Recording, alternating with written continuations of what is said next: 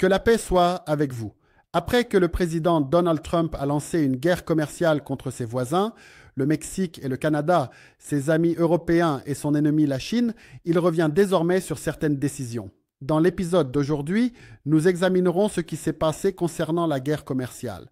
Nous examinerons un point très important concernant l'Europe et la situation de l'Europe en termes de dette. Nous allons observer les marchés financiers. Allons-nous vers une phase de récession économique grave et d'effondrement ou vers une phase d'inflation historique? Des questions importantes et des épisodes vont commencer. Le tableau deviendra clair pour nous de jour en jour et nous commencerons par la guerre commerciale. Trump a lancé la guerre commerciale. Ceux qui n'ont pas regardé nos derniers épisodes, j'espère qu'ils regarderont les 3 derniers épisodes pour comprendre ce qui se passe. Le président américain a lancé la guerre commerciale, puis a reculé. Nous avons parlé de lui dans le secteur automobile. Le PDG de Ford et de General Motors lui a parlé. Trump devrait supprimer les taxes républicaines. Cela affectera presque autant les voitures que les voitures. Les prix des voitures vont augmenter de plus de 10 000 $. Ces taxes républicaines vont augmenter de plus de 25% le prix des voitures. Alors, qu'a fait le président? Il a immédiatement fait marche arrière. Hier ou vendredi, la décision est très importante. Il se retire du Mexique, puis quelques heures plus tard, il se retire des matières agricoles pour le Mexique et pour le Canada. Maintenant, il revient également et se retire à nouveau pour un mois. Il parle du retour des impôts républicains à l'étape d'avril. Franchement, la Maison-Blanche est devenue ce qu'elle est. On peut l'appeler le cirque blanc, car chaque semaine, des décisions différentes sont prises. La question importante ici est de savoir si le président Donald Trump prendra ses décisions en utilisant des cartes, peut-être la négociation ou peut-être la négociation à nouveau, ou est-ce peut-être un mauvais plan et il fait marche arrière quand il voit les grands dommages qui s'annoncent pour l'économie. Personnellement, je pense que c'est plutôt la deuxième option. Mais le fait de faire marche arrière ne sert à rien. Il prend des décisions, il prend des risques, puis il fait marche arrière. Cependant, son recul montre quelque chose. Il montre une faiblesse. Et cela révèle d'autres choses qui nuiront à l'économie américaine et aux entreprises américaines.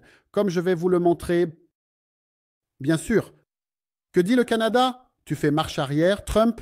En même temps, nous ne cesserons pas de boycotter les produits américains.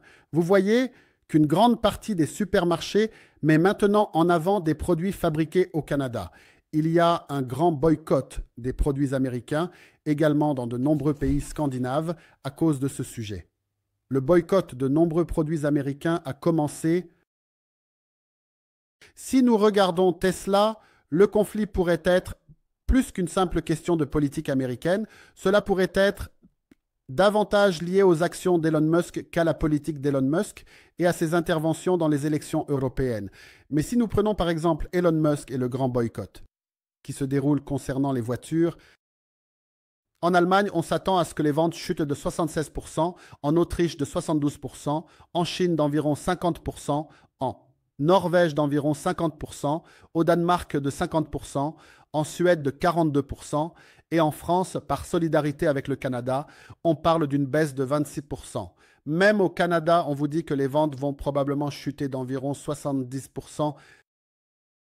À cause de ce qui se passe, nous avons également vu que le contrat de Starlink a été suspendu au Canada. En plus de cela, il est vrai que le président Trump fait marche arrière, mais il ne joue pas ses cartes correctement, ce qui cause de grands dommages aux entreprises américaines. Comme vous pouvez le voir, en plus de cela, cela cause de grands dommages aux marchés financiers. Les marchés financiers préfèrent la stabilité à l'instabilité. C'est pourquoi nous voyons l'indice de volatilité, ce qu'on appelle le VIX, augmenter considérablement, passant de 14 à 22. Regardez la volatilité du marché, à quel point elle fluctue, même plus qu'au moment de la pandémie. Imaginez l'incertitude qu'il engendre et l'instabilité pour les marchés. Si nous regardons tous les indicateurs, si nous examinons les sentiments des gens concernant l'économie, il y a une forte baisse. Si nous regardons les dépenses des gens, elles diminuent considérablement par crainte de ce qui est à venir. Si nous considérons les prévisions d'inflation pour les 5 prochaines années, elles sont à la hausse. Si nous regardons les prix des produits, ils continuent également d'augmenter. Tout cela est le résultat des décisions prises par le président Donald Trump dans le cadre de la guerre commerciale. Cela a un impact négatif sur les marchés américains, sur l'économie américaine et sur les entreprises américaines, ainsi que sur les entreprises mondiales. Si nous regardons la semaine, pour les marchés américains, c'était une semaine très mauvaise. Si nous examinons tous les secteurs, à l'exception du secteur des matières premières, qui inclut l'or, l'argent et l'uranium, c'est le seul secteur qui a connu une hausse. Tout le reste a fortement chuté. Si nous regardons la carte thermique, les entreprises les plus importantes ont toutes chuté cette semaine. Des entreprises comme Walmart et Costco sont en baisse. Tesla a perdu 10%. Amazon est en baisse de 6%. Et Meta est également en baisse d'environ 7%. Nvidia est entré dans une phase de marché baissier, ayant chuté d'environ 10% en une semaine. Tout le secteur technologique a baissé, tout comme le secteur de l'énergie, qui a également connu une forte baisse. À mon avis, cela pourrait continuer à descendre. Le plan que nous vous répétons toujours, c'est que le président américain veut créer des perturbations. Que se passe-t-il? Pour faire chuter un peu les marchés américains, peut-être qu'il commence à penser que la Réserve fédérale devrait baisser les taux d'intérêt, mais l'inflation continue d'augmenter. Et la deuxième chose que nous mentionnons toujours, c'est le refinancement et le financement à venir de 10 trillions de dollars de dette pour le gouvernement américain.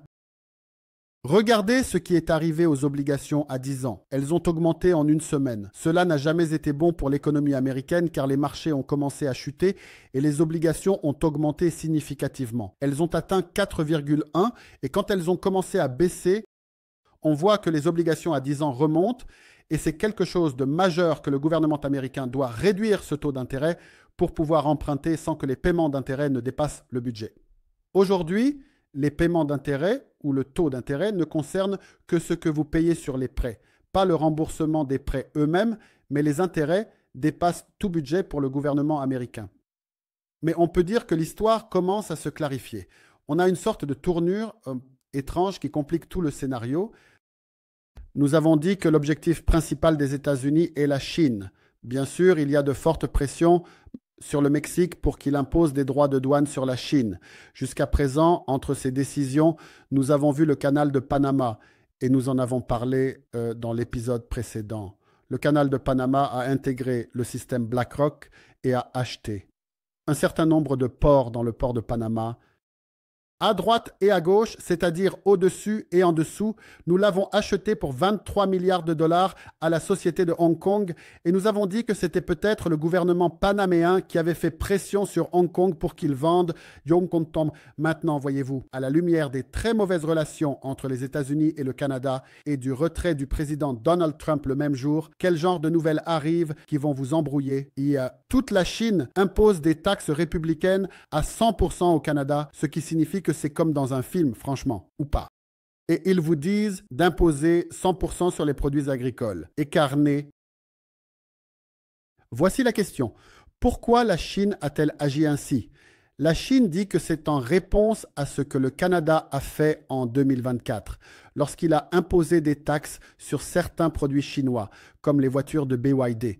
La question est, pourquoi maintenant? Est-ce que le président Donald Trump a réussi à faire pression sur le Canada pour qu'il impose des droits de douane sur la Chine et maintenant la Chine anticipe les événements avant que le Canada ne le fasse? Je ne sais pas honnêtement, mais je peux vous dire que la Chine pourrait utiliser cette carte pour faire pression sur le Canada afin de se rapprocher d'elle, ou peut-être qu'elle anticipe les événements, voyant que le Canada a déjà convenu avec le président Trump d'imposer des droits de douane sur la Chine. Donc la Chine a dit « je vais anticiper cela, cela me rendra plus forte quand je le ferai ». Honnêtement, c'est une série d'événements étranges et fascinantes, mais voici comment la confusion s'installe dans l'histoire en général. Nous pensons, comme je l'ai dit, que la relation entre le Canada et les États-Unis ne s'améliorera que si la relation entre le Canada et la Chine se détériore. Ensuite, cette stratégie sera appliquée à l'ensemble du monde. Bien sûr, contrôler le Canada et le Mexique est beaucoup plus facile, car ce sont les voisins des États-Unis. La prochaine étape pour les États-Unis est d'essayer de semer le trouble parmi les alliés proches de la Chine du côté occidental, c'est-à-dire dans des pays comme le Vietnam, comme la Malaisie, comme l'Indonésie, comme l'ensemble du système BRICS. La Thaïlande essaie ici, mais je ne pense pas qu'elle réussira. Peut-être qu'elle pourra réussir avec ses voisins, mais quand il s'agit de sortir de ce cadre de voisinage, je pense que la tâche sera difficile. Passons à un autre sujet, à la relation américano-européenne et au changement de scénario. Le président Donald Trump, après que tous les indicateurs montrent que nous entrons dans une phase de paix à venir, menace le président Poutine en disant « Je vais te taxer. D'abord, je vais imposer des sanctions sur les banques. » Et des sanctions. Je ne sais pas quelle est la différence entre des sanctions sur les banques et d'autres sanctions, car les deux sont similaires. Mais je veux dire, du point de vue jordanien, la Russie a aussi des sanctions historiques. Il dit qu'il va imposer des droits de douane sur la Russie, mais en ce qui concerne le commerce aujourd'hui entre la Russie et les États-Unis, avec toutes ces sanctions et taxes, cela ne dépasse pas 1 milliard de dollars. Donc peu importe les taxes que tu imposes, cela n'aura pas d'impact. Je ne sais pas. Le modèle et l'objectif de ce tweet, il a dit que lorsqu'il s'agit de la phase de paix, si cela ne se produit pas, il est en colère que la Russie continue d'attaquer de plus en plus. Bien sûr, vous avez arrêté la guerre et l'armement pour l'Ukraine, donc la Russie va certainement continuer ce qu'elle a commencé. Mais la question la plus importante est, quel est l'objectif de ce tweet en même temps? L'Union européenne augmente la pression. Elle essaie de faire davantage de menaces envers l'Ukraine. Nous parlons de ce que dit Ursula von der Leyen, qu'elle va envoyer des armes à l'Ukraine et soutenir le président Zelensky. Mais d'où viennent ces armes? Nous avons vu que vos budgets militaires dans les meilleurs pays européens n'atteignent même pas 3% de leur budget pour la défense. Alors, d'où viennent vos armes, à part le fait qu'il y a une autre menace, à savoir que nous allons utiliser les actifs russes présents en Europe, qui s'élève à environ 200 milliards. C'est une carte très dangereuse. Je veux dire, en parler de plus en plus est dangereux car que feront les gens? La Chine commencera à retirer ses actifs de tous les pays du monde si elle estime qu'il y a ce que nous pouvons appeler une phase de saisie, c'est la saisie des actifs d'un autre État qui va commencer à se produire. C'est ce que fait la Chine aujourd'hui.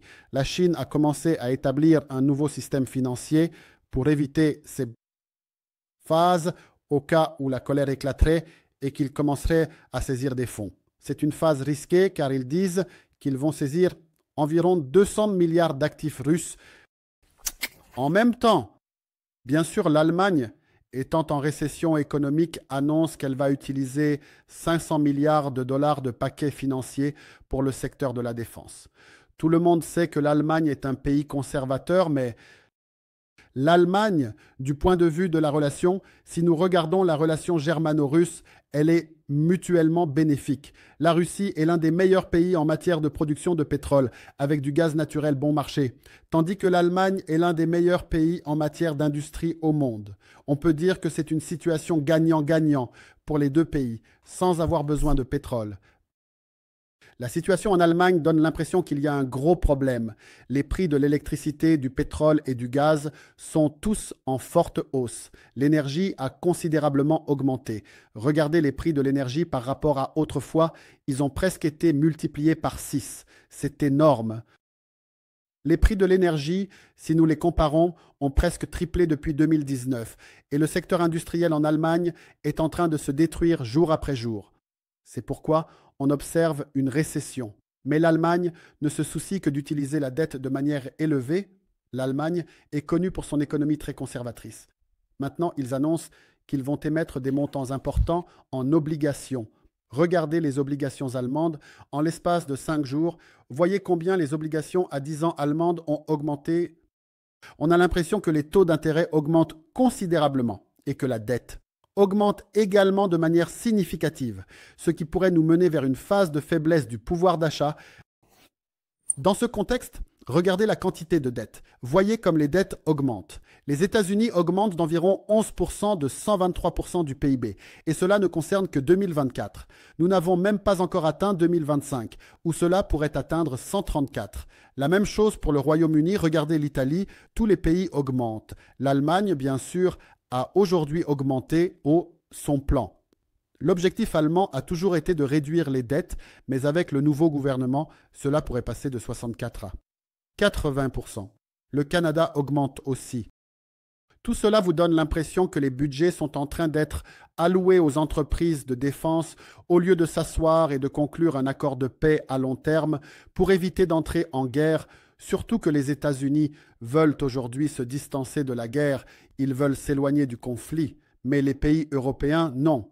Si nous regardons les entreprises d'armement européennes, toutes connaissent des hausses historiques.